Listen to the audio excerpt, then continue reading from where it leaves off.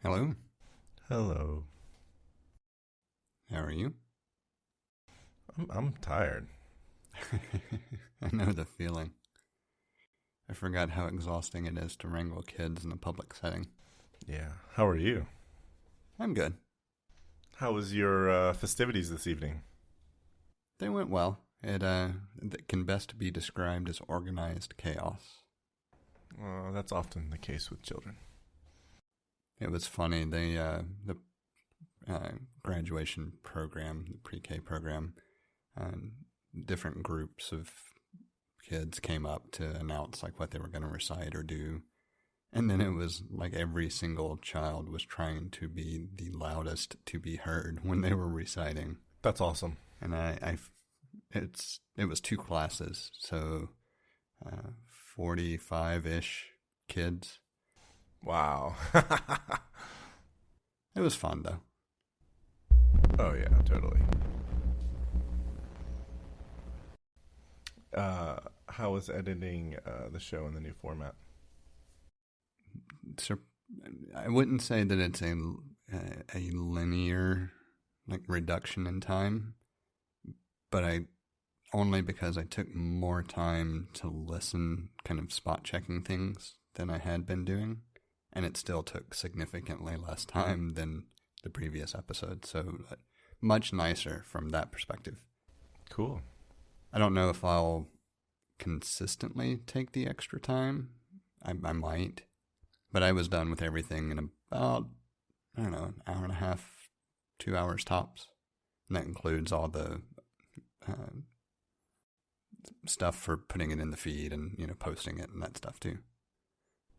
Cool. So I chose this particular topic for tonight because it is based on our recording and release schedule. This is when this needs to come out. Yeah, I had to go back and look at the calendar because we technically could push it to next week, but then it would be so close that I don't think it's not as interesting. Yeah, I think it would release like the day of. Yeah. And so it might even release like, depending on how distribution goes. Like, I guess if I'm understanding, it's CRM, content resource management. Is that right? Do you know what I'm referring to? Yeah. Is that what CRM stands for? I think so. Yeah. So depending on how where you get your things and what CRM is in your neck of the woods, it might be after the event that you could hear the episode. So. Yeah. Well, especially by the time you take into account propagation, since the wild card is even though on the feed it publishes at a set time, that doesn't mean that the ingestion and propagation via the iTunes directory would occur at a specific time or just sometime later that morning. So I usually get the notification in the afternoon on Mondays. So interesting. I normally get it in the morning.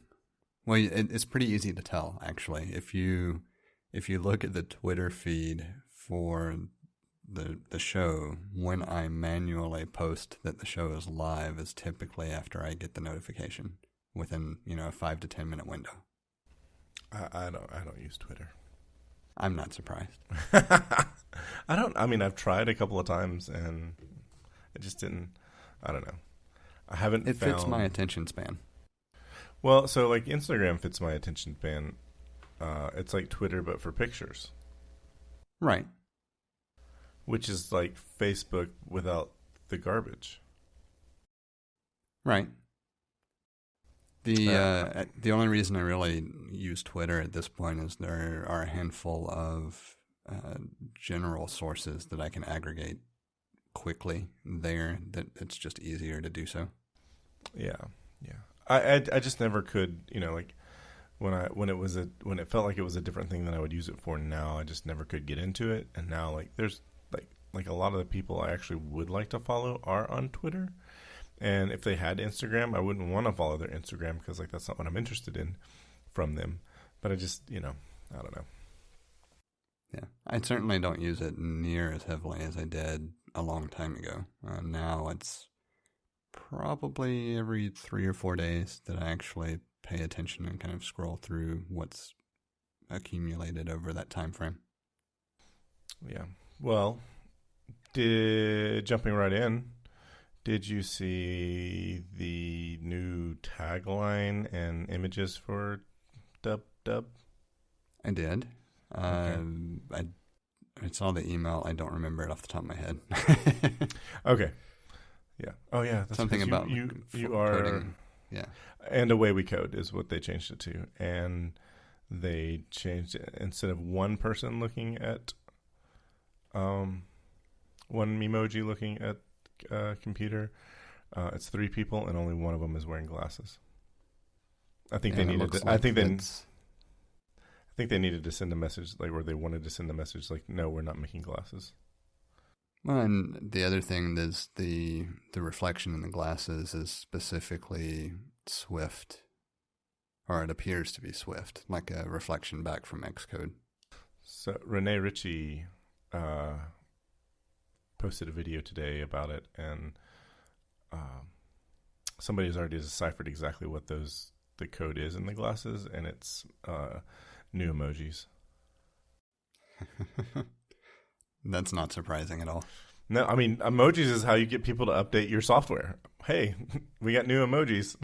It's like if you tell people that there are critical safety security updates, they'll whatever. But if you tell them they're getting new emojis, they will update. That, I mean, emojis are the Trojan horse for security updates. Yeah, absolutely. I hope you can appreciate the irony of that comparison. Of course. So I was thinking about, topic being, let's make some predictions, because predictions are fun, and it's fun to dream about things before they get here. And I was just thinking, it's like, I listed a bunch of hardware, and I didn't list any software features, because it's really hard to predict software features, because those are much easier to hide. So I say away we go.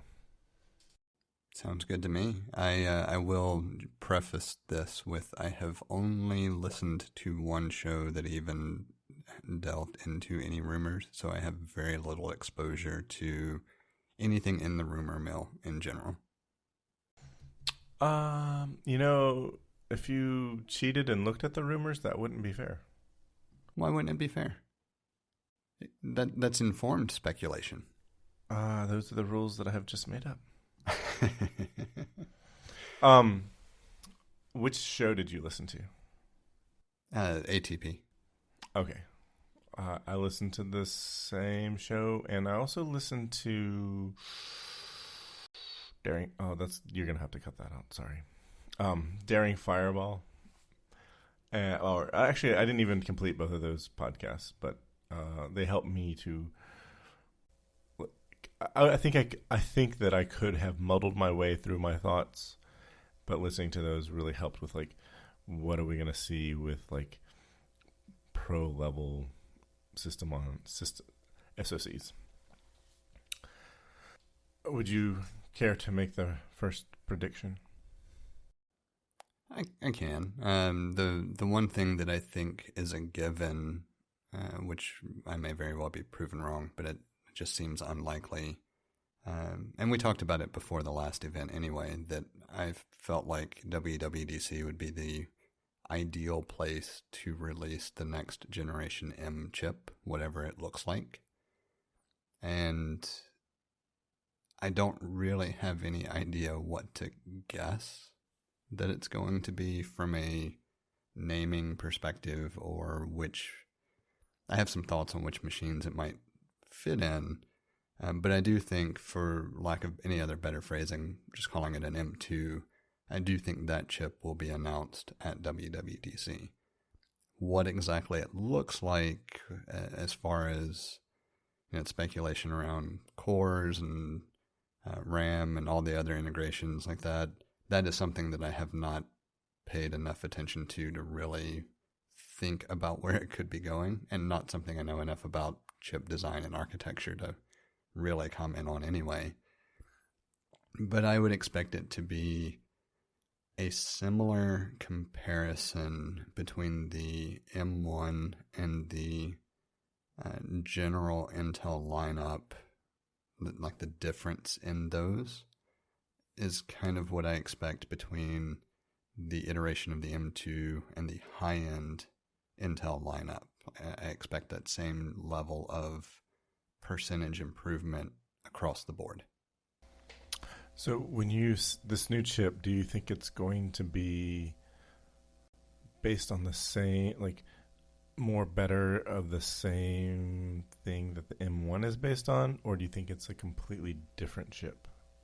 That's where I just don't know enough about chip design and architecture to really even have a guess. Like I think it will be a next generation set of efficiency cores and performance cores. Whether that's drastically different from the M1 or just clocked different, I really wouldn't even begin to guess. I think it will be different than what's in the M1, but that difference may not be major. The way it's packaged and how it operates may be more what contributes to the difference in performance than the difference between the cores, if that makes sense. Kind of. I think I have a little more, like it's all speculation and guess, and it's not based on any like I know how chips are made, because I know less about. I feel pretty confident in saying that I definitely don't know more about how chips are made than you do, but we probably know about the same. I don't know. It's probably a fairly. I mean, I have never paid a lot of attention to CPU architecture in general. The main things that I have ever really cared about understanding is how multiple cores impact performance, and what that means for me in real world use. Yeah, so I'm coming at this from a consumer perspective, I guess, or a power user perspective. I don't, it's like I don't go, whenever a chip is released, I don't go read something on an Antec's website. I'm not that interested in chip architecture. So I have at least perused a couple of those articles, but not with any real intent of understanding most of it, just to get a sense of what that means. I think when the A4 came out, or something around the time where it was like something very, like, I feel like the M1's really interesting because it's in a Mac, but it's not as interesting as the A4 when it was in the iPhone 4, because Apple had, prior to the A4, Apple had never, they'd never put any of their silicone in a product and then released it to the public. So that's when it was the most interesting to me, as far as like what goes into designing a chip. So since then, like I haven't really, I think maybe one other time somebody thought it was interesting to share one of their articles, but anyway, like I'm saying, like I'm not, this is not the place where you want to take chip design or try to understand chip design or try to get an informed or prediction from somebody who is basing it on chip design. I feel like most of my chops come from having worked at Apple and paid a lot of attention to what they do and where they go, and I feel like I've got a little more understanding there. From that perspective, that's more where I take a step back and kind of view what I think things might be. One of the big things that I recall writing about actually was the transition to 64-bit architecture and what it could mean over the next couple of years or so from a roadmap perspective. And one of the things, two specific things I remember calling out that ended up coming into fruition were encryption in general for everything, be it data at rest or the OS or anything else, but being able to handle encryption without the performance hit that you would expect prior. And what that also meant was mobile payment systems coming into fruition in a way that we hadn't seen yet. Of course, I didn't take it any further than that. I had no clue beyond that. But I will always remember that I got those right. And most of it was really just a simple matter of understanding enough about Apple's mentality and the decisions that had been made prior to be able to see the writing on the wall from this is definitely a direction that's being pursued type of approach. And so that's mostly how I try to frame and understand or figure out anything that I would predict. So like the details of the M2 itself, there's no way I'm going to predict. But I do predict a chip that's going to knock our socks off,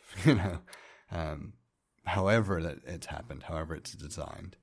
And I do expect to see it in the initial wave of truly targeted prosumer/professional machines.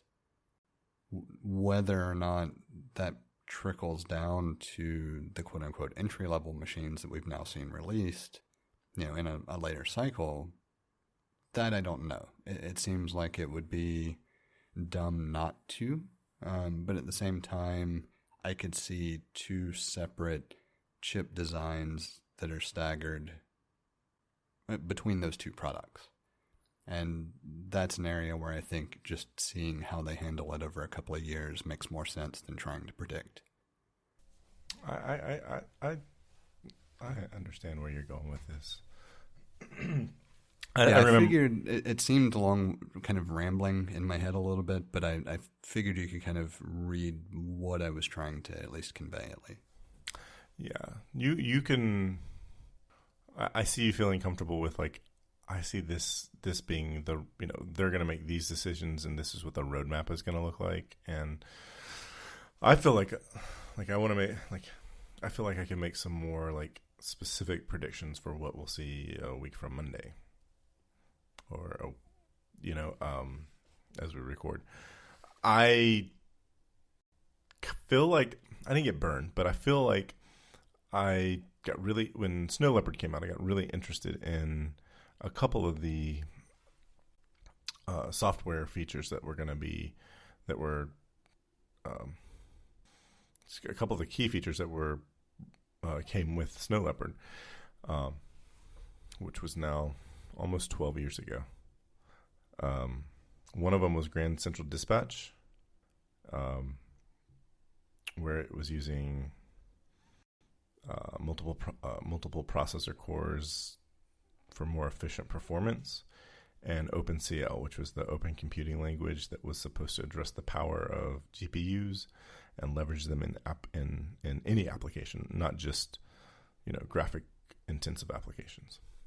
And at the end of the day, for me, I didn't see my handbraking codes getting any faster, so I got I quickly lost interest. At this point, I feel like it's gonna be cool to see all the compute. It's first of all, it's cool to see the MacBook Air, like the one of the least quote unquote least powerful computers, just blow everything away, with the exception of some things on the Mac Pro. It's so cool to see that, and it's gonna be so cool to see the Pro machines start to come out, because that's what's left. And I think that we're going to see new MacBook Pros on Monday. And I think the processors are going to be bigger, better versions of the M1. I don't think it's going to be a totally brand new, where you would, I don't think it's going to be a new generation. I think the new generation of processors are going to come with the iPhone. I don't think we'll see the new generation before the iPhone. I just think we'll see bigger, beefier M1s, and how they will, what they'll call it in the marketing. I don't know. That's I feel like the least interesting thing. But I have sort of wondered, would there ever be so there were some Mac Pros with dual Intel processors. There were Mac Pros with dual G5 processors. Is there any reason where we might see like a notebook computer with dual processors? I would say not now. I would not necessarily say never, though. If you think about the drawbacks to dual processors, the huge one that comes to mind is power efficiency and what you lose in a mobile package. But we already know that Apple Silicon in general addresses that extremely well. So I think it's more a matter of, as you go forward, where do you get that boost in performance versus power consumption? Can you continue to iterate on a single system on a chip and see somewhere between 5 and 10% performance improvement for a while? Or do you see an area where all of a sudden it makes sense to put dual processors in line because you're not losing enough of a difference from a power efficiency standpoint that it's not just easier to go that route? And I don't think we have enough data surrounding Apple Silicon in general to make that guess. So I certainly would not rule it out. Yeah. I would definitely say that we're not at a point where that enters the equation, though, yet. Yeah. My thought on it was the first machine that they'll put dual processors in is going to be a Mac Pro, and then it might trickle down. But yeah, I feel fairly confident they've already got one in a lab somewhere. I would expect it either to be. I'm not so sure I would bet on the Mac Pro being the first one with dual processors, because I could also see wanting to test that design in a market that might be more amenable to issues that could arise, for lack of better phrasing. So if you go that route, I could see a dual processor Mac Mini as a test run for use cases to then go the multi-processor Mac Pro route. I'm not saying that that's the way they would approach it, but I could see that also being a good solution, because you currently have an M1 based Mac Mini that you have more than enough room to slap two of those in and just see what kind of performance gains you get and see what kind of issues might arise that you might need to address via either hardware or software. It makes perfect sense in my mind to release just a dual M1 Mac Mini, see what you have happen, and then have that guide refinement of the design for a Mac Pro. Then again, honestly, at this point, they should have a design for the Mac Pro chip, and it's just a matter of iteration. Yeah. So we may never see that, but I would fully expect that somewhere in a lab there's a dual processor Mac Mini as a test case. I don't doubt that at all, and I'm sure there's I hope somebody is out there or in there championing releasing it as a product, because that would be a cool product. That would be a really interesting product. It would make me sell the one that I bought just to get one. Yeah. Well, they didn't change the power. They didn't change the power supply in the Mac Mini, and that I mean, the chip that's running in the Mac Mini is the same chip that's in the iPad Pro, and it's got so much. That power supply is like way big for that chip, so it's possible. At least it's. I mean, there's enough power they can put in there. I know there are rumors surrounding a potential quote-unquote pro-level Mac Mini. I would love to see it because I think it's a form factor that 100% has a multiple-tier justification, just like the iMac. And it hasn't received that kind of attention and love over the years. I don't really have a... excuse me. I don't have a good understanding of why, other than from volume of sales, maybe it just doesn't account for enough to get that attention. But I don't think that makes sense either, because it's the perfect machine to cluster, especially for those who are cost conscious and wanting to maybe run 4 or 5 units, whatever they may be, as a compute cluster for a number of different reasons. I mean, the Mac Mini is perfect for it. So why wouldn't you serve that market in some capacity? And I don't really get why, other than just being so resource constrained that you can't up to this point. I mean, it makes me think of Mac Mini Colo. I mean, there's a whole company that's out there sticking Mac Minis in racks and running them all together. I don't know if you can send your own and use it in their rack, or you can buy. I can't remember all of what they do, but it's a high end data center where they host Mac Minis because they're just so easy to stick in a rack. Yeah, I mean, at this point, I would seriously consider at least clustering 2 just to see what I could do with it, and I can't. Well, I could, but I can't justify it at this point. So justify it the same way you have built your network.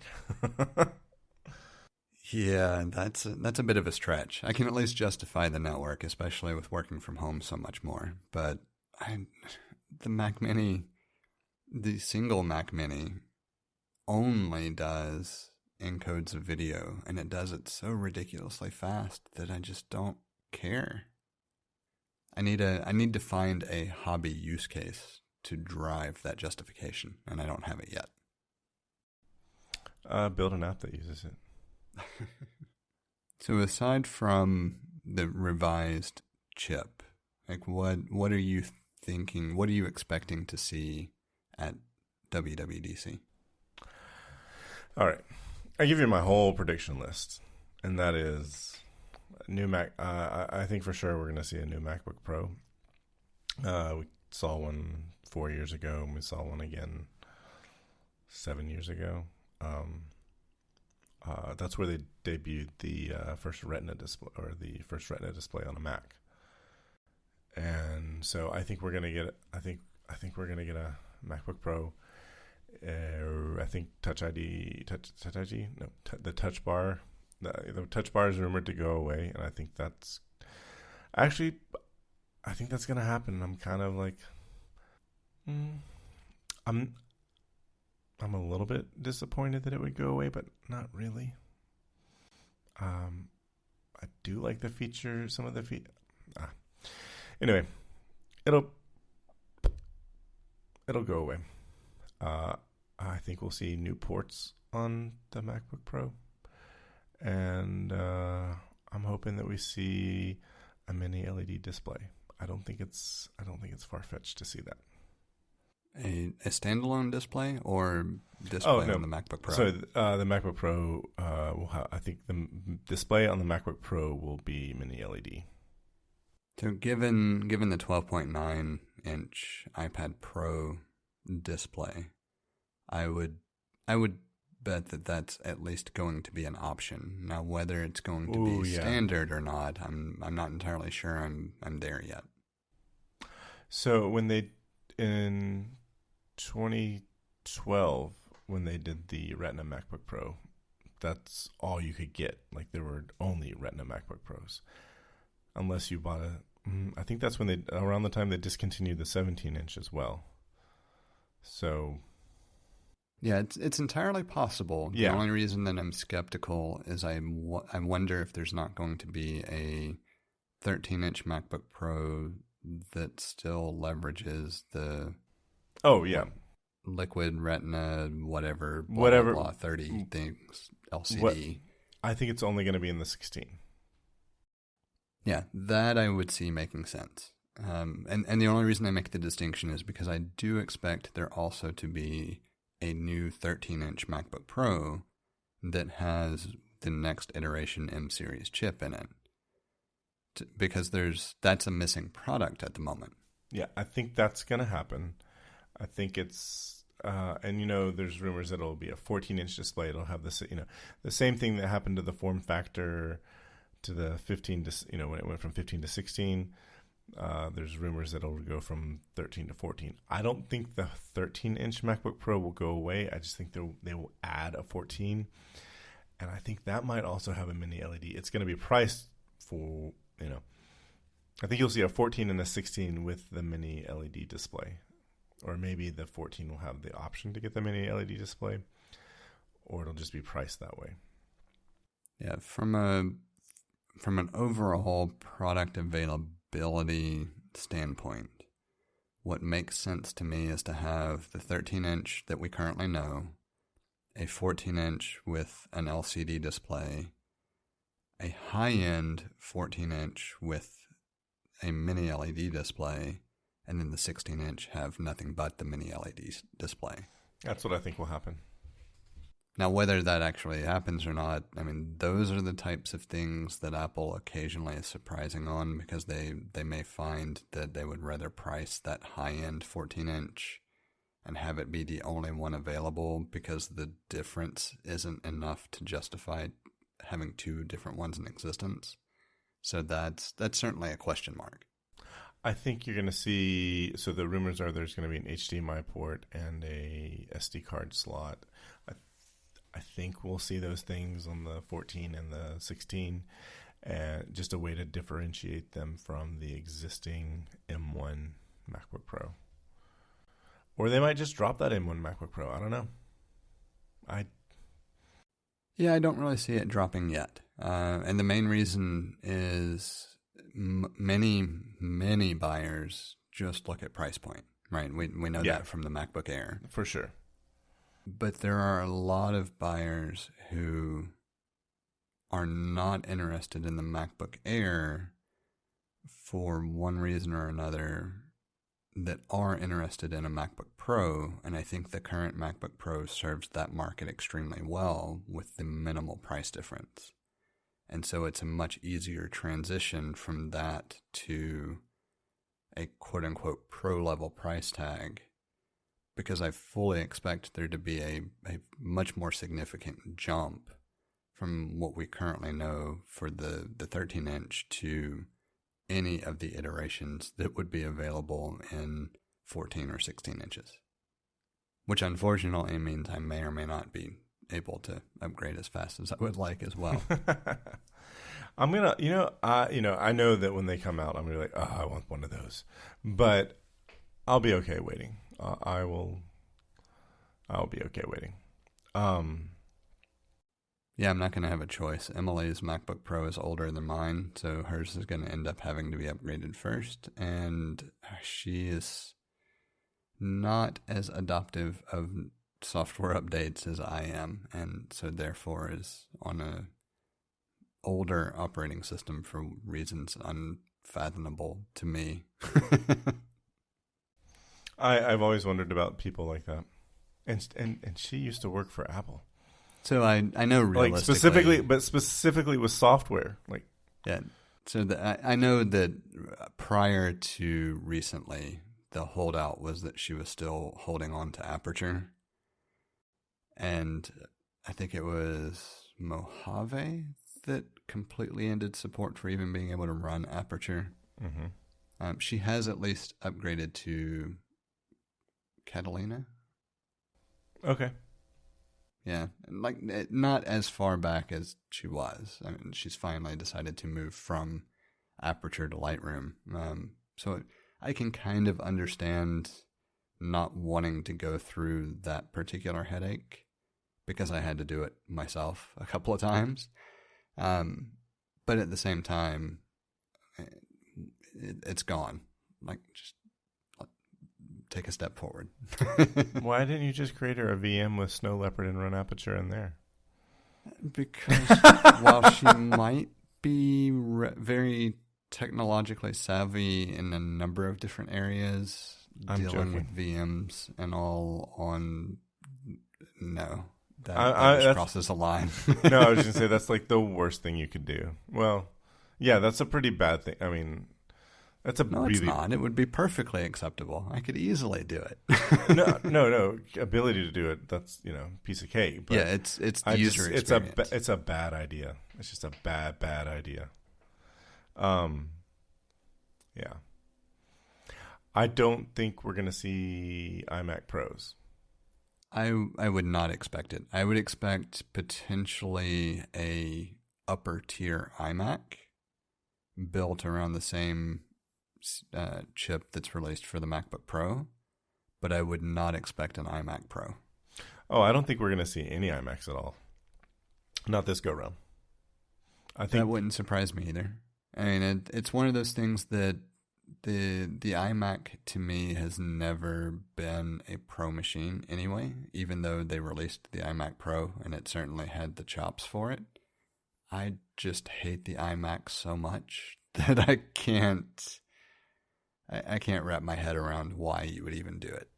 If you wanted to remaster the second Jurassic Park movie, the Lost World Jurassic Park movie, that's what you would do it on. You do it on an iMac Pro.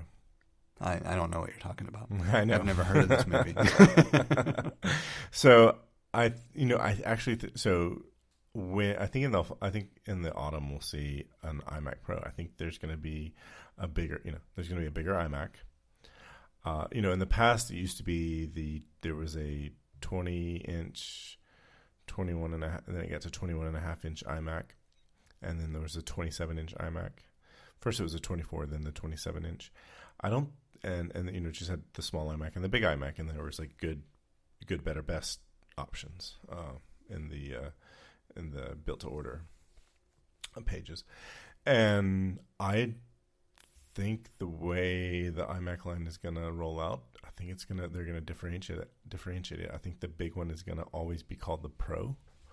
I think it's going to have the whatever version system on a chip that's currently whatever generation they're putting in computers. I think it's going to have the Pro version of that chip.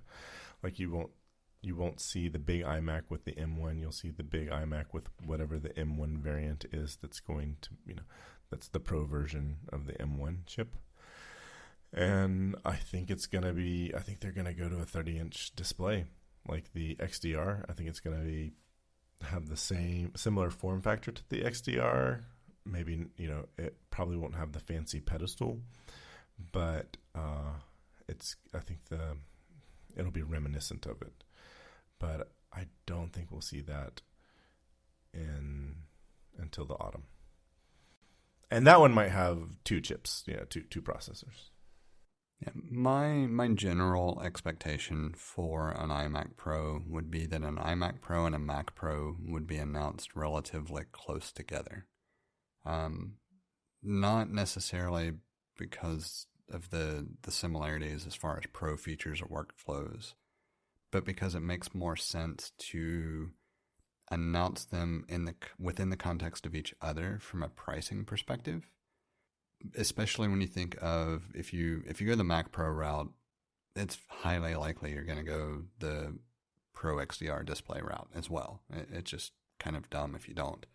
And I think an update to the iMac Pro would pretty much have to bring the XDR technology to it, unless you decide not to ever do another iMac Pro. And I don't know that I see the iMac Pro as a product category completely going away for good, because it does fit that kind of sweet spot between I need more than what an iMac can do, but I don't quite need what a Mac Pro can do. And where does that leave me? And realistically, I think a lot of quote-unquote professionals in the development arena in general, and software development as a whole, are very well suited to or very well served by an iMac Pro versus most of the rest of the product categories, unless they're embracing the mobile kind of workflow and accepting trade-offs there. All of that said, like I agree. I think that when we see a new iMac Pro, if we see a new iMac Pro, it will be at least closer in time to when we see the Mac Pro. If it's not the same event, I think it will be at least close to each other. Yeah, I think it sort of depends on the story that Apple wants to tell, because there might be a story there with their, I'm trying to remember the team, the Pro Software team. I think we're going to hear from the Pro, somehow the Pro Software team is going to be mentioned, or they're definitely going to be mentioned in the keynote on Monday. And I can see a story being told where you get the big iMac for a certain kind of pro workflow. I remember I remember photographers wanting to buy the iMac because it had a big, beautiful screen and it had capable hardware. And it was the desktop, it was the desktop that they wanted to buy because it was really capable and it was a lot less expensive than the Mac Pro, and it came with a display, a really good display. So I felt like that was a lot of where I saw, and it was like the other thing was like a lot of people who just want a big iMac. That was more the thing. That was the biggest customers, like someone who just wanted a big screen. So, but I do remember photographers liking the iMac. Yeah, in general, if you're a studio-based photographer, the iMac makes so much sense. It really does. If you are an on-location type of photographer, the iMac just doesn't make any sense. No. But that's the Mac Pro. That's the MacBook Pro. Right. And I am not a studio photographer. I would love to have one, but I would still not base my workflow around studio photography. It would still be based around on-location photography. And therefore, the Mac Pro will always suit my workflow better than an iMac would.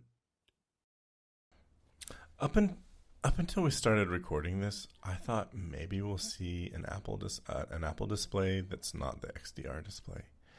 And I don't even know why I have changed my mind about that, but I don't think we're going to see an Apple display, which is really disappointing. Yeah, that I think an Apple display will come, but I don't think this is the year for it. And the main reason is that I think the goal from an Apple company perspective is to be able to bring something to market that is XDR-like at a mass market consumer level. And until we reach that convalescence of we can put the technology in this package for a reasonable price tag, that we're just not going to see anything except the Pro XDR monitor. And I just don't think we're going to be there for a couple of years. Yeah, it's when they can put the mini LED display in a 30-inch, as a 30-inch panel. I think that's when we'll see it.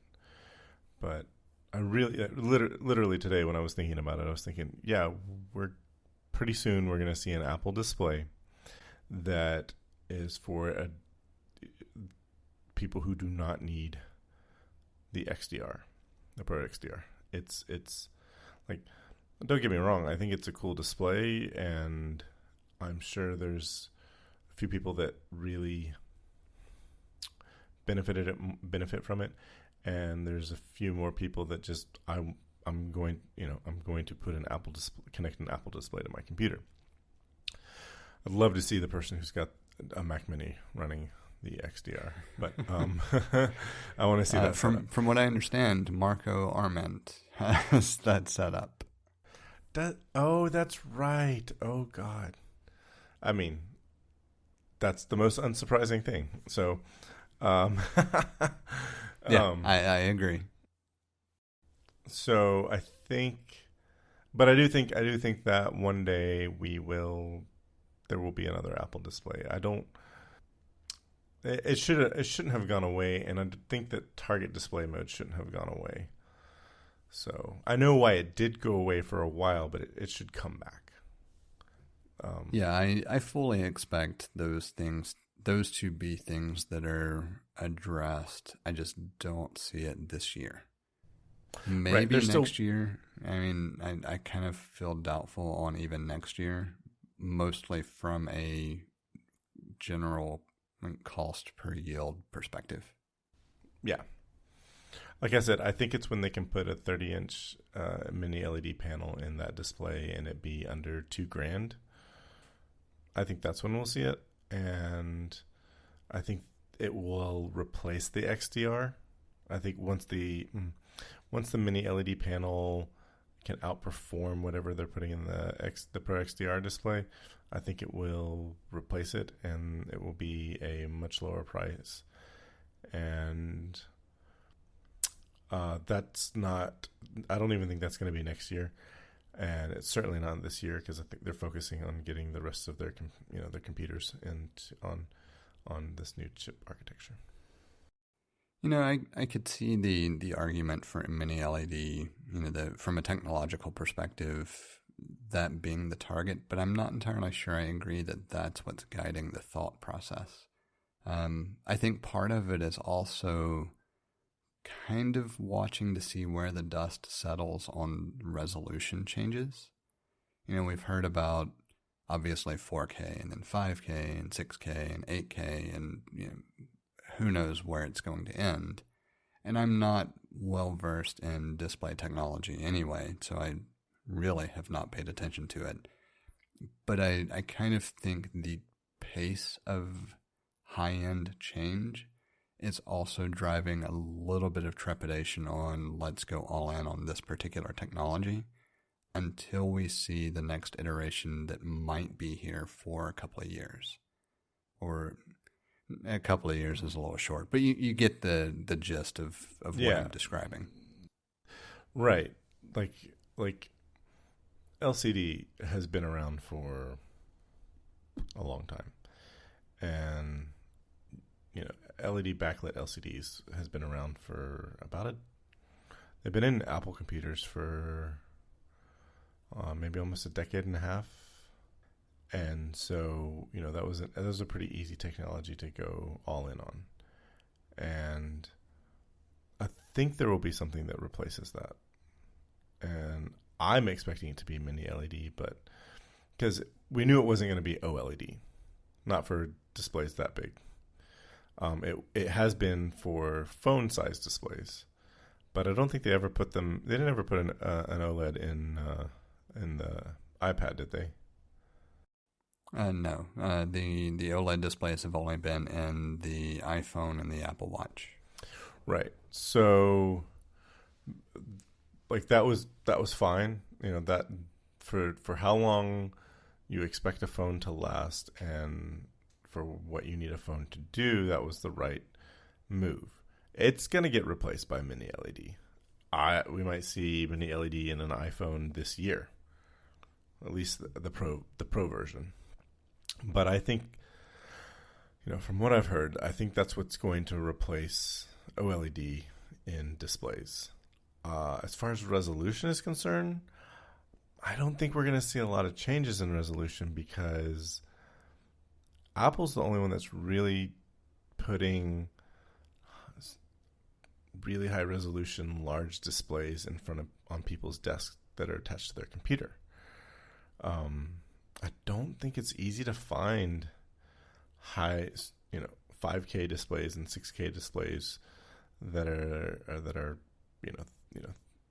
between 20 and 30 inches. I haven't looked, but I don't think it's that easy. I think the resolution's a bit lower, which is frustrating if you want to have a second display connected to your Mac. But the resolution I don't think is going to change much anymore, because the size of the display that you have in front of you and the distance that you have it from you is, we're not going to benefit from it. I think we're going to benefit from other technologies that go into the display, like the backlighting and so forth. Yeah, in general, I would agree. The only reason that I still hold out the argument that part of it is around kind of where things settle from a resolution perspective is in the realm of videography / film editing / cinematography, because that in that arena it matters a lot. You need to be able to accurately represent that on a screen, and at the high end, at least, that's going to be what drives Mac display technology. I agree. And I don't necessarily think it's something that's going to drive the consumer, I hate to call it consumer level, but the non-Pro XDR display category. Right, because the idea is that you would have the Pro XDR display as your reference monitor for that particular use case. But part of why I mentioned the resolution as an arena that might influence when Apple pursues a standalone monitor again is just because if you're going to invest R&D efforts into making a particular display technology lower cost and just generally awe-inspiring to some level, right? Like really embracing the ability to be current from a technological perspective.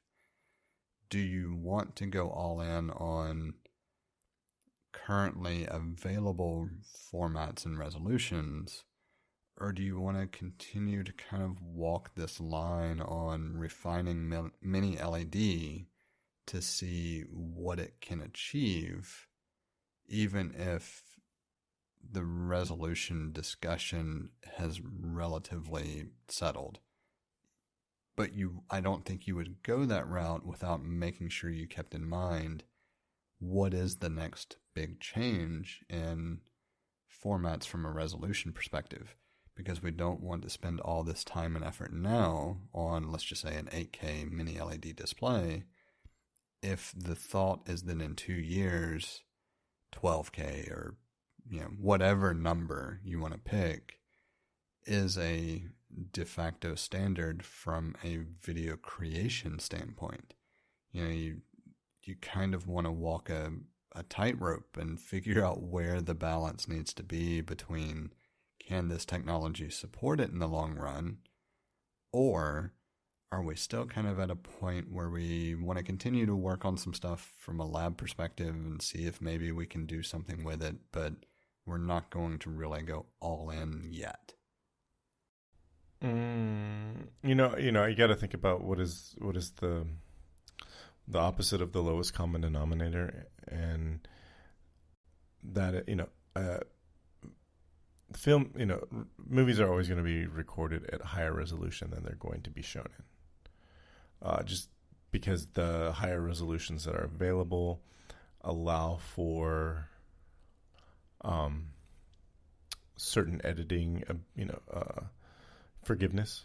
And yeah, there are a lot of techniques with cropping and everything that right you can do then and make a much better, much more fluid story as a result. The ability of cameras to record at a high resolution is going to keep going up. That'll go up faster than how we view them. But you got to think about what is who do we need to offer something to the highest end, and that's going to be who's editing IMAX video. Like, that's who you think about. Like, how we want you to be able to edit your IMAX movie on our computers. How do we serve that? And then it's like, okay, is this cost effective? Is this not cost effective? I would expect that you can edit an IMAX movie on a Mac Pro with an XDR or several XDRs. Yeah, I would think that that's currently the story. Right. And I think that's gonna, that's who you're gonna keep focusing on. And then as the technology progresses, it's going to become more commonplace until it's available everywhere. Yeah, I think we basically said the same general thing in a couple of different ways. Yeah, I felt like it was a different thing though. Well, I mean, it was in a way. Like, the take that the way I would summarize what you were stating was just the same general law of diffusion from as a particular technology becomes more cost effective. Can you package something that serves a need in a lower price tier or different market that doesn't take that much investment in doing? But I think the biggest argument against that at the moment is that there is currently not an Apple display except for the Pro XDR. And they obviously have the ability to make a very good looking and sharp display at a smaller size based on all of the other devices that are available, and they just haven't. And the lack of that existing is as much a story as what you are currently marketing to the Pro XDR market or consumer base, right? So if you don't currently have a display in the 4K range, I mean, let's forget some of the other stuff they've done, but just a 4K display that they are perfectly capable of producing at this point in time in whatever shape, style, size they want to do, well, why doesn't that exist? Well, I mean, it does. It's called an iMac. Well, but then it's not a display. It's a computer with a built-in display. Right. I mean, Apple's always making displays. Like they've all, they've been iMacs. It's just that they don't make the standalone display. So right. They just choose not to. That's the point, right? Because you could literally, if you wanted to take a cost saving measure, you could literally create the exact same thing as an iMac without the computer internals and sell it as a standalone display. So if you don't, if that is not in your product lineup, why? And the only thing that makes sense is that you're looking at the high end and trying to create a new product influenced by the high end to serve that market, or you have no intention whatsoever of ever serving that market again. Those are really the only two cases where the lack of a current standalone display exists. And I just find it hard to believe that they will never do a standalone display for a lower tier market than the Pro XDR. They will. It will be the Pro XDR once the Pro XDR. I think some of the technology in the Pro XDR will change. The name might change, but what the Pro XDR today will eventually iterate into something that you would expect to put on any computer that you want to, any Mac Mini, any Mac Pro, and any Mac Portable that you want to have a second display for, or a primary desk display for. Right, which goes back to the way I described. You have your eye on something as a future-looking technology, whatever that may be, whatever hurdle it is that you have set as a goalpost, which is what makes sense to influence that as a product. I agree. Yeah. So we said the same general thing. We did. Just approached it from two different. We met. Yep. You started over there and I started over here, and we got to the same place. And that's part of why our conversations can be quite fascinating at times. I agree. Did you have any other predictions that you didn't mention for WWDC? No. I'll say this. There have been some murmurs of a mini Mac Pro. I don't think that's going to happen. I don't see that happen. I don't see that happening. Certainly not Monday and or this year, or maybe even, I just don't see it happening. Yeah, I don't think I really buy that. I would expect whatever people are pointing to and thinking of influences a design choice called a mini Mac Pro is just going to be a redesigned Mac Pro. Yes, I was. If you hadn't said that, I was going to say that. I think we're going to see discrete GPUs. That was the other thing. I think we will see in the Pro machines, we will see discrete GPU, but maybe not the portable. Yeah, I hope so for a number of reasons, not the least of which being my reliance on a discrete GPU sometimes. But at the same time, if a non-discrete GPU can be leveraged for what I do use it for, or what I do use a discrete GPU for currently and perform it better, I wouldn't care one way or another in a portable. It's not going to matter. I think as far as GPU power goes in the portables, it won't matter whether it's discrete or not. Yeah, I'm certainly hoping for that to be the case. That is the only area that I actually am concerned about potential roadmap decisions. And that's only because of the leveraging of GPU power for, photo processing. I don't think you have to worry too much about that. It's just going to be like, how are they going to solve it? It's very much like, how are they going to solve it? Like, it's like the whole past year has been, how are they going to solve this problem? What is this going to look like? I have no idea. And so far, they've been really, they've set the bar, they set the bar high, like with that first round, and they didn't do that much. And when I say they didn't do that much, they put in their processors into existing form factors, and it was a grand slam. And then the new iMac, hate iMacs or not, it's a cool computer. Like they're just gonna keep knocking it out of the park, and it's gonna be awesome. Yeah, so as much as I disdain the iMac concept in general, which, fair disclosure, it is not the iMac itself that I hate. It is any all-in-one desktop computer. And there is a long story that influences that I will save for some other time. But as much as I have a very high level of disdain for the iMac, the new iMac, I almost ordered one just because. Like, I'm not going to use it. Right. But I do love that machine from a just hardware design and aesthetic standpoint. Yeah. I mean, I looked at them and I thought, oh my God, how cool would this be for, I'd love it for my kids to be able to use something like this. And I'd let them pick their colors. Like I remember years ago thinking like when I have kids and they're in high school, there's going to be the family iMac and they'll have user accounts on it. And I'm just like, I look at this new one and I was like, I'd like to buy 2 of them and let them pick their own colors. And just like, I don't know.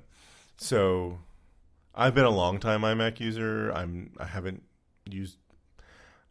done various things, but I have been a long time iMac user. I haven't been an iMac user in a long time, but I do like iMacs, and this one is the best iMac that they've ever made. I kind of wish I had a reason to get one. Well, if you hold out just a little bit longer, the theory is that you could at least get colors in a portable, so it might be worth it. No, I'm getting silver, man. I'm staying silver. That's the thing. I'd be boring with the iMac. I'd get a silver iMac. I wouldn't get the 2 stickers. They come with 2 stickers now, 2 color matching stickers. I heard about that. I'd probably go blue, to be honest. The blue is cool. I certainly don't have any other thoughts on what we'll see at WWDC. I'm not even going to try to speculate on software features. Nope, because not me either. Yeah. I would be surprised if the most recent feature, being able to unlock the phone with your watch if you're wearing a mask, doesn't get a passing mention. But I would have expected it to have some stage time with the last event, given that release is now available. So, maybe it'll at least be mentioned as something so that it's publicly announced in a non-press release fashion. And maybe that's just something that they're going to let, trickle out via people talking about it. That was just kind of a surprising thing because the feature works extremely well. But beyond that, I certainly have no thoughts on software announcements. Yeah, I can't speculate on the software, so that's all I've got. All right. Well, we managed to hit our rough time frame pretty easily this time. Mm-hmm. So, do you have any parting thoughts or words of wisdom? No, none whatsoever. Too late for that, I guess. Yeah. Well, all right. With that, I think that calls it a show. All right. Have a good one. You too. Bye. Bye. You can follow us on Instagram and Twitter at untitled_hosts. Send us an email at untitled.hosts@gmail.com or follow the feed directly at the untitledpodcast.com. You can also find all sorts of ways to contact Jesse at jthart.com. Thank you for listening. That's a wrap.